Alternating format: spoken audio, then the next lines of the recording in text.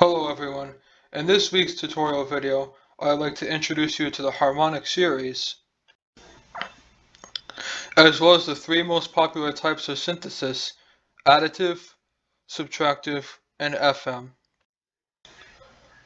Although you may hear that wavetable is another common type, I don't really consider it a synthesizer in the traditional sense, because it more synthesizes samples than synthesizes its own tones from nothing, like the other synthesizers. You may remember how 3 videos ago I mentioned that every sound consists of a fundamental frequency and harmonic overtones. This may seem like useless and confusing trivia at first, but in fact is a cornerstone of the 3 main types of synthesis. In particular, the harmonic series follows a specific mathematical formula for all sounds, which is that it starts at the fundamental frequency, hence why it's given that name, and then all of the pitches in harmony with the fundamental frequency will be exactly n times the fundamental frequency in terms of pitch. So the second harmonic will be twice the fundamental, the third harmonic will be 3 times the fundamental, and so on. The amplitude patterns of the wave actually follow the same formula, it's just that it's 1 over n instead of n. This means the second harmonic will have 1/2 the volume of the fundamental, the third harmonic 1/3 the volume of the fundamental, and so on. However, if you are to break this formula/pattern, the sound will end up becoming dissonant, which is a formal way of saying that the sound will become unpleasant to the ears as tones will clash with each other. Different sound waves will have different entries of the harmonic series to constitute its tone, where, using the basic waveforms that we already know as reference, the square wave would consist of the fundamental frequency, the third harmonic, the fifth harmonic, the seventh harmonic, the ninth harmonic, and so on until infinity. And we can demonstrate this by using the first and most simplest of the synthesis method, additive synthesis.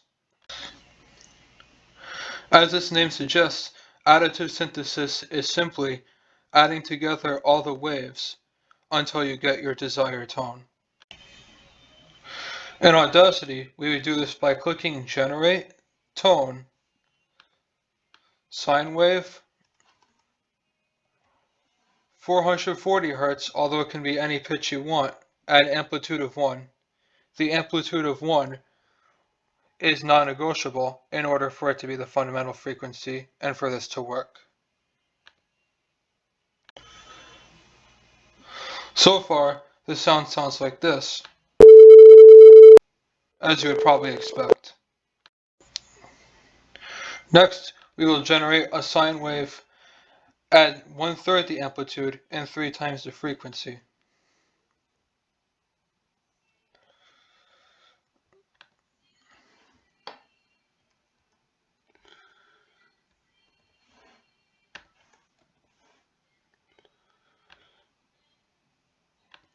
Here's what it sounds like now. Notice how it sounds already similar to a square wave, in the sense that it sounds more fuller or harsher than the sine wave initially. Next, we will generate a tone 5 times the frequency of the original tone and 1/5 the volume.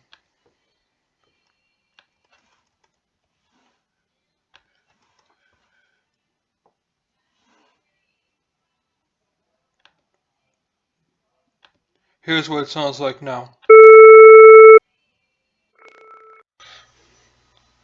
As you can tell, the process of additive synthesis, although the easiest once you understand what the harmonic series is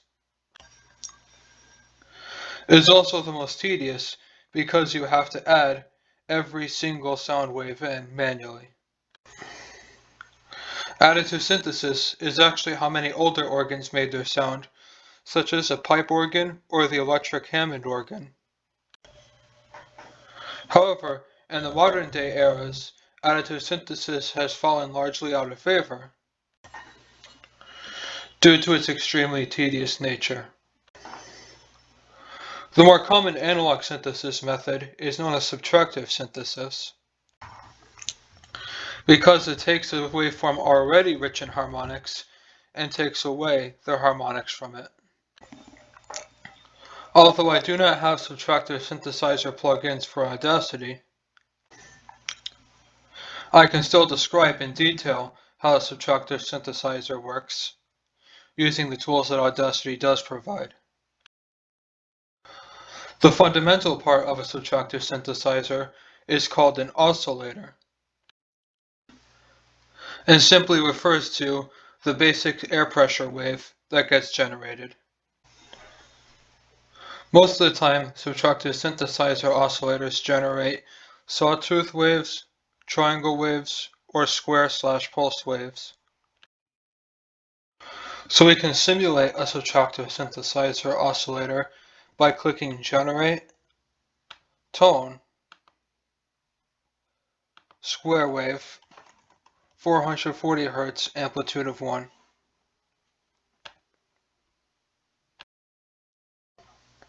This is what it sounds like, as you might remember from the second tutorial video.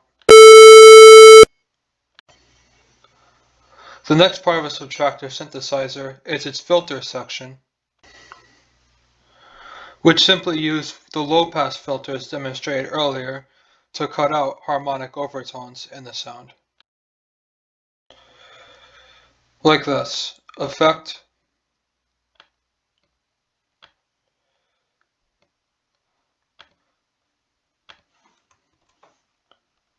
low-pass filter, cutoff frequency 2000 Hz, and roll at 48 decibels per octave.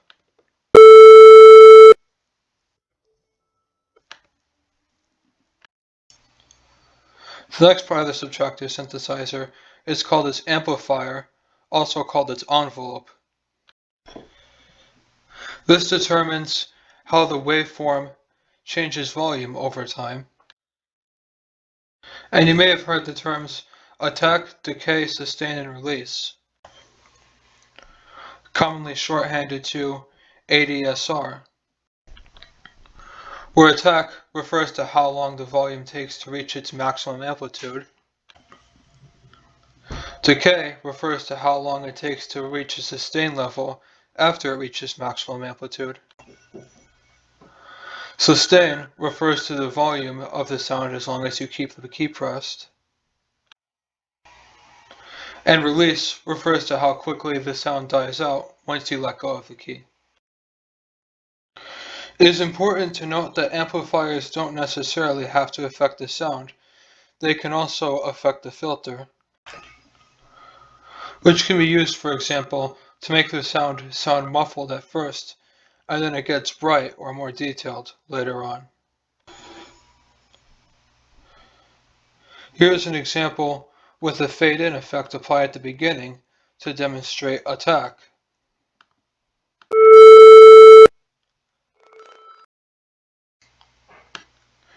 And then we apply a fade-out at one point to demonstrate decay. But we don't want it to fade out completely, we really want it to fade out to a sustain level.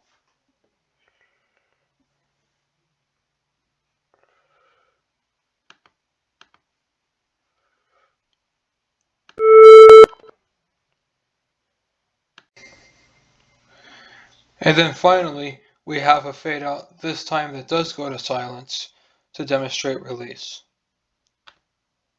Here's the final sound.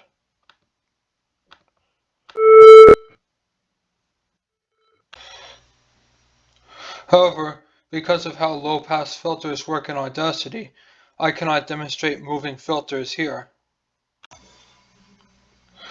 But if you were to use a professional subtractive synthesizer, like a physical one, you'd be able to see for yourself that you can affect the filter using the amplifier. The next common part of many subtractive synthesizers is a modulation effect, also called an LFO. And you can program the LFO to hook up to the oscillator, creating a vibrato effect, or the amplifier, creating a tremolo effect, or even the filter, creating a wobble effect, similar to what was demonstrated earlier. In fact, using the LFO to modulate the filter is what is used to make wobble-based music and dubstep. You may also see that some subtractive synthesizer filters have what is called resonance, which refers to the amplification of the peak and only the peak of the cutoff around your filter, often creating a squelchy sound. In fact, the acid bass sound you hear in a lot of house music is a great demonstration of filter resonance on the synthesizer. The final part that you'll see on many subtractive synthesizers is called the global control, which allows you to determine the overall level or volume of the sound, independently from the amplifier, tune the sound so that all keys on the synthesizer are tuned down by an equal amount, or tuned up as the case may be. Glide control, formerly known as portamento, which is used to determine the time it takes for one note to transition or glide to another note so it's not sudden. Pitch bend, which is often a wheel on the synthesizer, that is independent from the pitch control mentioned earlier, that bends the individual pitch of the key you are pressing up and down to create a vibrato effect. Voices control, which determines how many notes you can play at the same time. And the terms monophonic and polyphonic are often used, where monophonic refers to only one voice, and polyphonic refers to the fact that you can play multiple notes at the same time. Unison, which creates a kind of chorus-like effect, which plays a note exactly one octave above the note you are playing, at the same time as the original note. And finally, trigger mode, which determines what happens when you have too many voices playing at the same time. The two most common are last note priority and first note priority, where last note priority will stop the earliest note you play once you begin playing a note that exceeds the voice limit, whereas first note priority does no such thing and will simply prevent you from playing any extra notes by not picking up on them. Some synthesizers also have what is called a mixer, which simply mixes or combines multiple oscillators if they are the kind of synthesizer to have multiple oscillators built into them. An additional feature of some synthesizers is a noise generator, which generates white noise, which is a formal name for the sound you hear in TV static. Right now, I only have a square wave to demonstrate with, but if I add a sawtooth wave at the same time and at the same frequency and amplitude,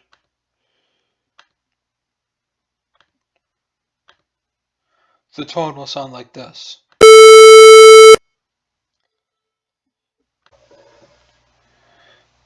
If I instead add white noise in harmony with the square wave, it will sound like this.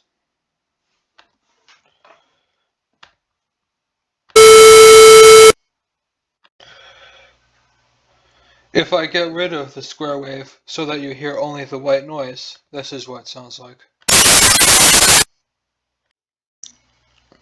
Note that in synthesizers that have white noise generators, it can be modified all in the same way that a regular oscillator can. So for example, you can filter the white noise.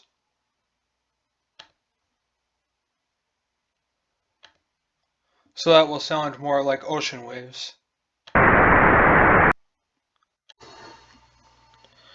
In fact, many professional musicians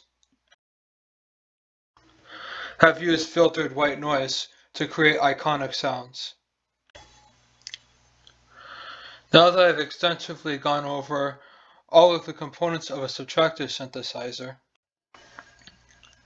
I can move on to the most sophisticated type, FM synthesis.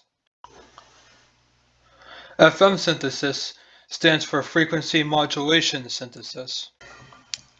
And it's called that because it's built up of sine waves, similar to additive synthesis.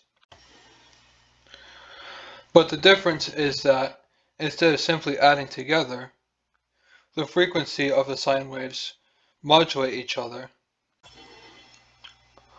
similar to how the vibrato effect works, but much faster. And you will often hear the oscillators in FM synthesizer are called operators rather than oscillators. And depending on whether they are used to produce sound or modulate another sound, they are called carriers and modulators respectively. And you will also hear that the way the sound travels through carriers and modulators using a particular setup is called an algorithm. Just like what an algorithm usually means for digital electronics. The final technical detail to know about FM synthesizers is that they often use what is called a frequency ratio, which determines the relationship between the fundamental and operator frequency. So for an example, an operator with a frequency ratio of 1 would play exactly the frequency that you play on the keyboard, whereas something with a frequency ratio of 2 would produce a sound twice as high-pitched.